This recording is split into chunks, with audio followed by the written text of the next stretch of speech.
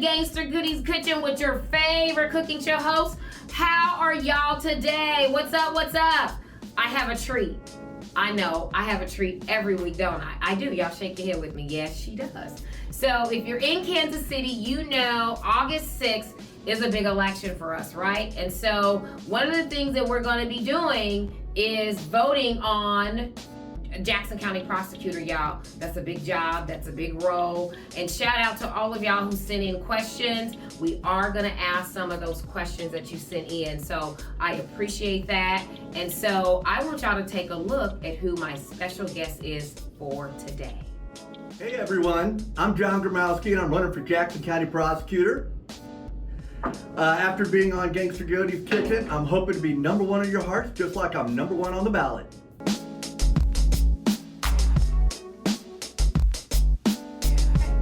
Hey y'all, you're in the Gangster Goodies Kitchen and you see who my guest is today. Y'all help me welcome John Gromowsky into the Gangster Goodies Kitchen, y'all. Thank you so much for being here with us today. Oh, I couldn't be more excited about it. You know, when you asked me months ago Yes. if I was interested in doing a cooking show, remember what I said? Yes. Yeah, I watch these things, you know, trying to go to sleep at night Yes. because my mind's racing, and I was like, yes, get me on, get me on, let's do it. Absolutely. Yes. Thank you so much, John. I know it's in the midst of the campaign. Y'all know, y'all see what's going on. I hope y'all are paying attention, right? Because we're informed voters, right? So, it's coming up. When's the election, John? August 6th is the primary. Okay. And then November will be the general. The if general I get that election. far, yeah, absolutely. Yes, absolutely, Yeah. yes. And so, you guys, again, thank you so much for submitting some of your questions because we want to know what the public thinks, what's on the public's mind, right? And because your vote matters, okay? And so that's one of the reasons why we are going to use some of those. I'm going to ask John some of those questions that you sent in. And so today we're going to make something quick, something easy. The holidays are coming up. It's summertime. I'm trying to watch my girlish figure, y'all. Trying to eat lighter. And it is a shrimp pasta. You know, it's always who's bringing the potato salad? Who's bringing the pasta salad? It's going to be me this year. Yes, it's going to be John this year. Yeah. And so you guys take a quick look at the ingredients for today's recipe.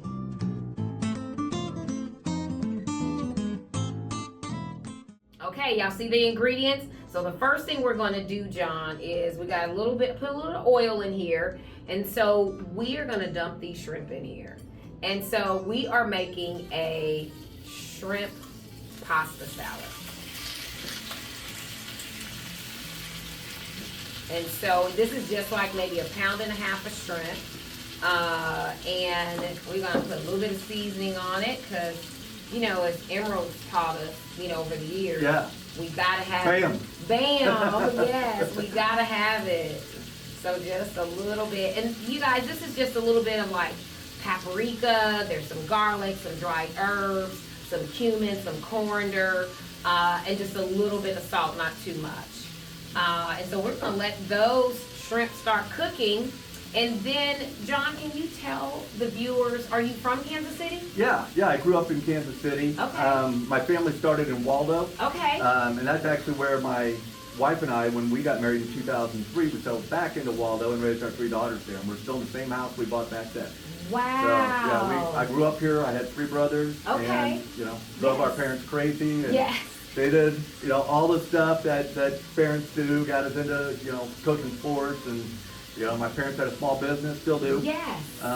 And I grew up in it. Yes. And so it was a print shop. And when I was growing up, I was the one that was in charge of sweeping the floors and cleaning the bathrooms. Okay. Because I was tiny, you know, tiny. And so I couldn't reach up over the presses and stuff, yes. which was always the exciting part. That's what I wanted to do, but they never yes. let me. So I got left sweeping and yes. scrubbing bathrooms. That was my role. Absolutely. Now, what high school did you go to, John? I went to Rockhurst High School. Okay. Yeah. Okay. And so that had a big influence on me because, you know, over there they teach to be a man for others, you yes. know, and seeking justice yes. through volunteering and through service. And yes. so that's, you know. And that rings at, I'm a Rockhurst alumni at the high school, the college. The college. Yeah. And I was just saying to someone the other day is that you don't leave Rockhurst without a strong sense of responsibility for mankind. That's exactly right. Yep. I love it. That's part of why I do the show. Yeah. You know, and so one of the things that I didn't even realize is that low-level things or crimes, like property crimes, Yeah. we're not even prosecuting those. Well, we are, but we could be doing a better job of it. Okay. Because number one, property crimes are really hard to solve. Because where do Okay. they happen? They happen when people aren't around looking. Correct. So they're very difficult to find. Okay. But once we do get those folks in, we need to really engage them. So Yes. I've been saying all along that, trigger pullers, Yes. when they come see us at the prosecutor's office, they need to be thinking about, I'm going to prison. Yes. The people that are chronic nonviolent offenders, the ones that are Yes. doing it over and over and over, Yes. they should be thinking the same way. Because Yes. just because it's a property crime, just because it's considered a nonviolent crime, Yes. doesn't mean it's the victim's crime. Exactly. There are victims. Exactly. And these folks are doing it over and over and over, making victim after victim after victim. Yes. And if they're not amenable to services, if we can't help them in the Yes. community, Yes. then they need to be removed from the community. Yes, and I would imagine that being a prosecutor and that has to be a heavy load. You're in the prosecutor's office now, I right? am, yeah. I'm in the violent crimes unit doing the Oh. homicide cases.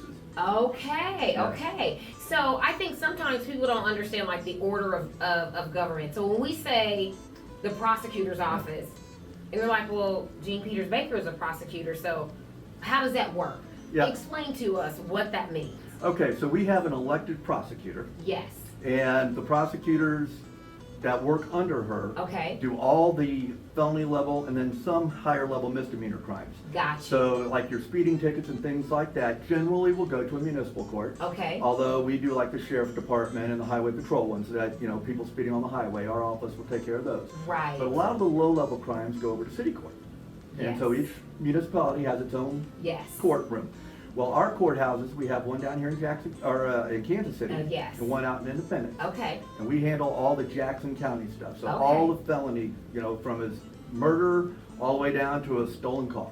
Wow. So those Wow. we've got 150 people roughly in the office. Wow. Most of them, or the majority of them, will be staff, investigators, victim advocates, our legal assistants and paralegals, and others. Got And then you. we have assistant prosecuting attorneys who actually do the legal part of it. Got you. But it's a giant law firm is what it is. Wow, it Yeah. is. I see. Yeah. 150. Who knew that there were that many people in the prosecutor's office? And we could probably, if we weren't landlocked in the building, because there's no more space.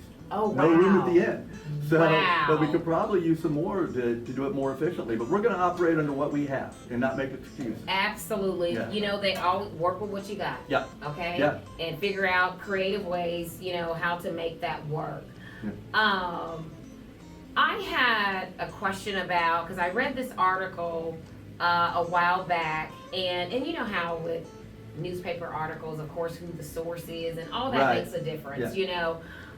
But in this article, they were implying that because the state of Missouri has banned women's reproductive rights, Yeah.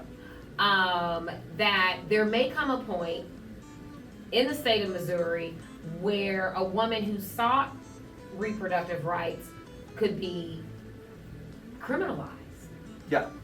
and prosecuted. And I'm like, well, wait a minute, hold on. And I asked this question in particularly because I have a younger daughter who has a seizure disorder. Yeah.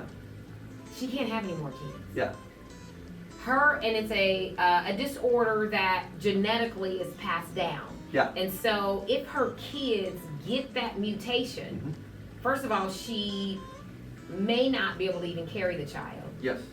Then if she's able to go full term with her seizure disorder, what's going to happen when she gets on that table Right. is a whole nother thing. So it's Right. a big risk. So they opted, they're not taking that risk. Yes.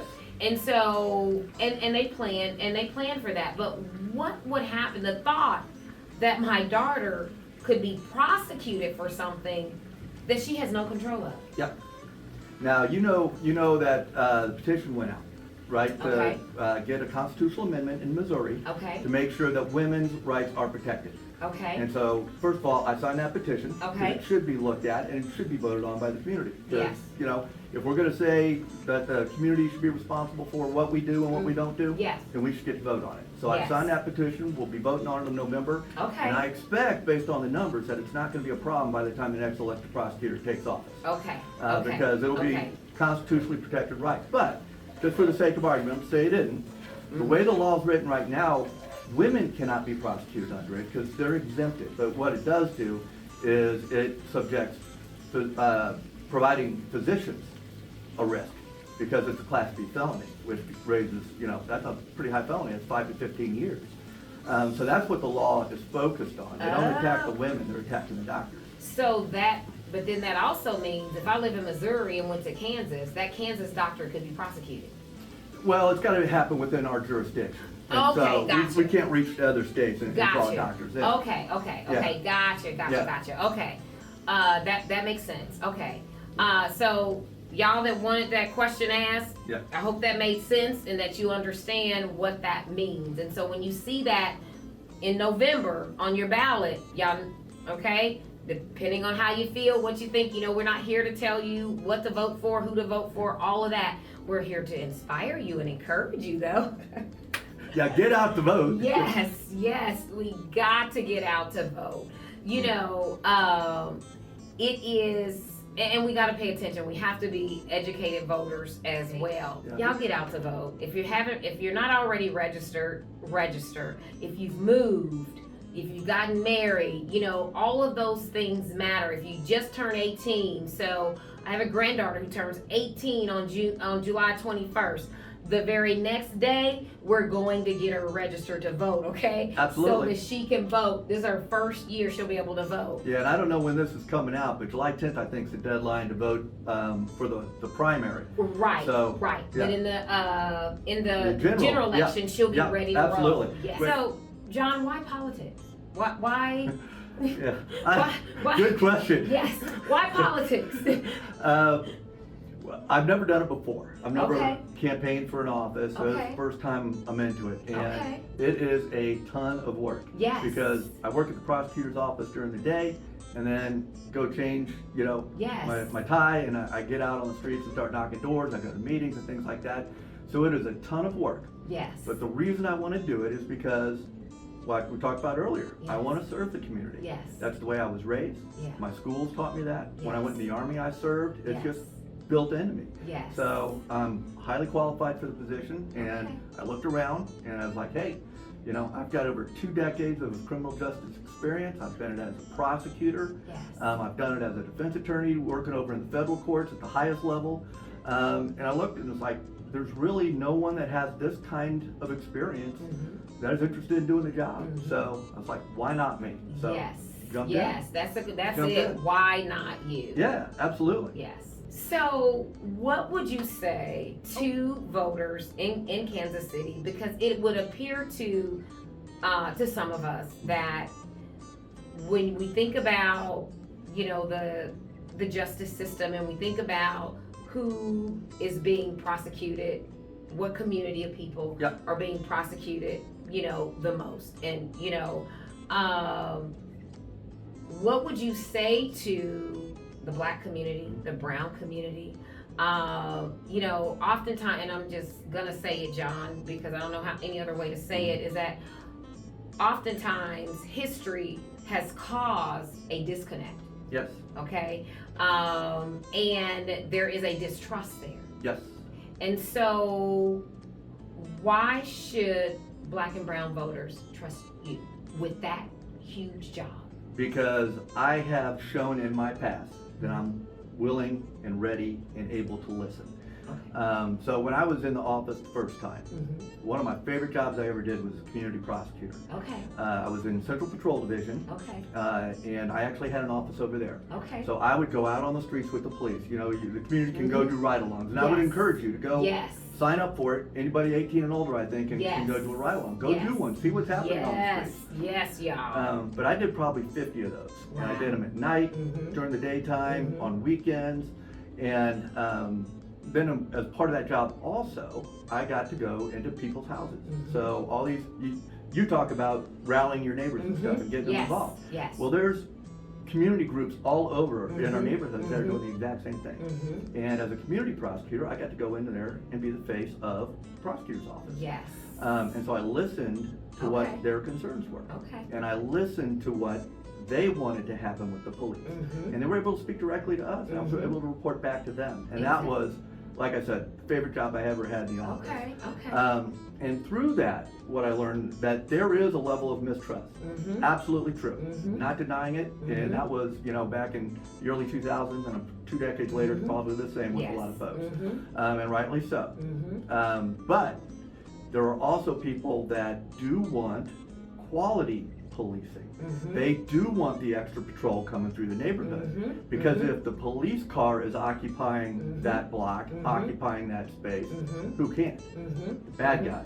Because it's risk reward, right? Just like anything else in life. Exactly. So if I'm the bad guy and I don't want to, be caught, I'm not going where the police are. Exactly. I'm not going where the prosecutor is. Right. I'm not going where the neighbors who are interested in being out on their porch and watching their neighborhood and their community. That's not where I'm going. And so we do need to be really good listeners to hear what it is that all the communities want and how they want that policing done, and then partner with them to make sure we do it right. Because we can't be going back. We got to keep going forward. We got to go forward. And there's, like I talked earlier, there's people making noise that just they build careers off of being part of holding us back. We need the louder voices coming out instead of making noise, making peace. And that's exactly what I'm talking about. And I went down to, on the Juneteenth Film Festival, they had the movie about Alvin Brooks. Phenomenal. If you haven't seen it, go see it. Oscar award winning, involvement. Phenomenal story. And a filmmaker from Kansas City and all of that. Absolutely. And Alvin and the others, when they were starting up Ad Hoc. Where would they go? They'd go stand out in front of the crack houses. 20, 30 people. And they would do what the police couldn't in those neighborhoods at that time. Now I think the police are better able to engage in those communities now than they were before, and we continue to improve. But that's an example of the partnering that the community can do with the prosecutor's office to really get a handle on what crime is. See, I didn't know that I could partner with the prosecutor's office in my neighborhood, y'all. See, I learned something new today. I hope you did too, because I definitely partner with my community officers, Central Patrol, my city council people, and other, stakeholders in the community. But now I know that. If I'm elected, you've got my number. Oh, yes, I do. You've got my personal cell phone. You're like, John, need you to come down here. I've always been engaged to a degree, but probably the last 10 years more locally. And you can pick up the phone, y'all, and call your city council person. You can pick up the phone, y'all, and call your community officer at KCPD. It's so easy to get engaged locally. And if you're nervous about making that phone call, how will I be received or whatever? Those same folks are going out to community meetings. And so the police departments, they announce those. They let you know when they're happening. I was out in South Kansas City last week for their monthly crime one, which is quarterly now, but their crime one. I went to the CPD one last month. And the people that I see there are the people like you who are interested in their community and can go and listen to what's going on until they are ready to use their voice to tell people what's going on. And so this is our community, y'all. It's ours. Just like your vote matters, your voice matters, and you just have to exercise it. It was through exercising my voice. My voice is one of the reasons why we have those officers during our peak season. Once your own house is in order, then open the door and look outside what's happening, and then take that order that you've got going on, bring it to your block. And then once you've got it on your block, bring it to the next block, the next block, the entire neighborhood, and then the city's got it. And absolutely. I love it. I could talk your head off. I really could. Y'all, we're going to finish this dish. Let me show y'all. So, John is going to... Just so they know, you turned off the heat a while ago. We're not burning the shrimp. Right. It's good, y'all. You're probably thinking, this girl over there is like... those are going to be some tough shrimp. So now we're going to put this pasta salad together. And so, I just had some spaghetti noodles in the cupboard. So Yep. those are the noodles we're gonna use. And so John, if you would take the noodles and put them in the mixing bowl. Yeah. Yes. Oh, it didn't stick. That's good. Yeah, I did put a little bit of olive oil in there so hopefully they wouldn't stick. And so now what I want you to do is take a little bit of the mayo, a couple of teaspoons of the mayo, and put in there, and then we'll kind of mix it in and get them noodles loose. Yes. There we go. All right, thank you. Yes, you're welcome. Yeah. Look at you. I'm going to bring the camera. And then, John, if you want to add any of because all the ingredients are going to go in there. So, All right, we're not going to cook any of them. That's all going to be cold? it's all going to be cold. Great, Yeah, yeah. It's a cold pasta. Yeah. Yeah. Because I was worried about those cucumbers when I saw them. Oh, right. It's like, we're going to heat the cucumbers? Yeah. No, we're not doing that.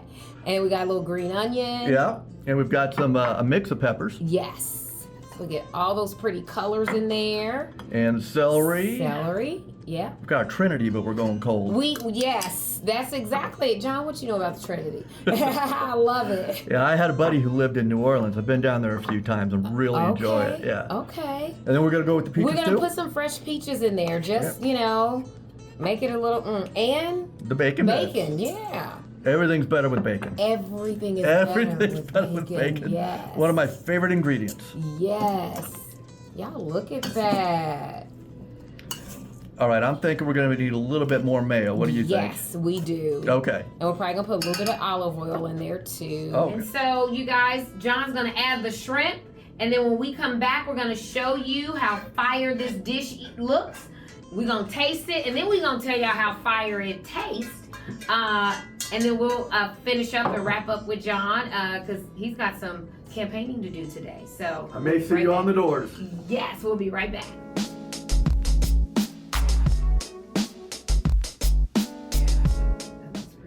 It does look pretty good. It's a whole meal, y'all. Yeah, I don't think I screwed this one up. Or no, you did great. Yeah, good. And it ain't easy mixing that mayo in like that. Y'all take a quick look at this dish. It looks really good. Come a little closer, y'all.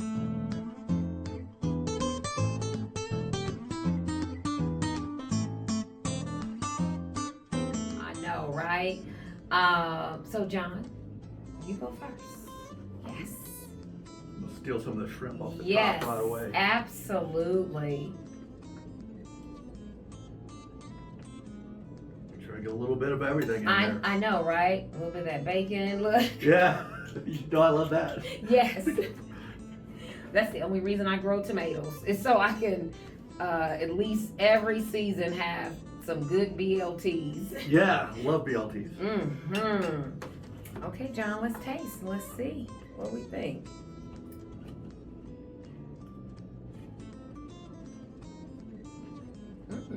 Has a really good flavor. It really does, John. Get that peach in there too. Mm-hmm. That little bit of sweetness. Mm-hmm. Yeah, the combination of the sweet and savory. Mm-hmm. It's not something I love. Okay. Like the honey baked ham. I like the ham. I like the salty. Mm-hmm. I'm not big on the honey baked, but the peach with this shrimp and savory, it is good. Okay. That Okay. is a good combination. I'm glad you like it. Okay, y'all. Y'all see the recipe. It's quick, it's easy. I know it's summertime. Moms and dads are busy. You're running kids to swim meets and vacations and this and that. This is a meal that you can make at home. $20 for a family of 4, y'all. Okay? And it's a healthy meal. It has vegetables in it. You've got some pasta. It's going to stick to the belly so those kids will be full. And shrimp. And whatever veggies you have at home are the veggies that you use. Fresh veggies, y'all, okay? Not veggies out of the can. We talked about that, remember? And so whatever you have, use it, throw it in there. A little mayo, a little olive oil, a little seasoning, and you have a complete meal for your family on the table in 30 minutes, y'all. That's delicious. It really is. I'm glad you like it. Yeah, I do. I'm glad you like I'm going to it. steal it and take it home. Yes. John, you know what I didn't ask What's was that? about your family. Yeah. So I've got 3 daughters. Okay. One is still in high school, she'll be a junior next year. Okay. And then I have one that is going to be going to college next year down at Texas Tech. Okay. And then I've got one who is going to be a sophomore at Mizzou. Okay. And so when we were growing up, or raising them, my wife and I, we would make sure we had dinner every night at the table. Every night we could, we did it. Yes. And now that I'm campaigning and they're all back in town and together, yes, can't do that anymore. Right, because I'm running around. You're on the run. So, right. So what we do now is we deliver signs at night together. So we go sneak into people's yards, throw our signs in them, and they go with us, and that's how we catch up and everything. Yes. So, I love it. Yeah. I love it. Gotta adapt. Yes. Adapt and overcome. That part. Yeah. I love that. Yeah. We're always doing that, and as humans we're resilient, so we should be able to do that. You know, and that's why I have so much confidence in what we can do moving forward. I agree. Yeah. I agree. Thank you so much. Thank you for inviting me. Yes. Is there anything you want to share with the viewers before you leave? Yeah. Oh, you didn't tell them how to follow you. Absolutely. So we're on Facebook, Gromowsky for Prosecutor. And then we're on Gromowsky for the number, Pros, P-R-O-S, on Twitter. Okay. Then you just follow my personal account on LinkedIn. Okay. We'll be out everywhere. Everywhere we go, we're taking pictures. We're going to put it on our Facebook page and our Twitter and everything else. So you can see where we are. We're going to see where we're going to be if you want to come listen to us. Yes. So do that. Yes. And then get out to vote on August 6th. Yes. And again, if you go on the website, go on the Facebook page and see where the events are, so you can sit down, so you can attend one of those events. You can be there in person and ask the questions that are critical to you and your family. Y'all. Absolutely. And that's why you do those. And I stick around after every single one so far. Awesome. I'll talk to anybody who wants to talk, because trying to earn the trust, earn the vote. Yes, absolutely. Yeah. You guys don't forget to get out there and vote. Thank you so much for watching today. And don't forget to do something that makes you so happy.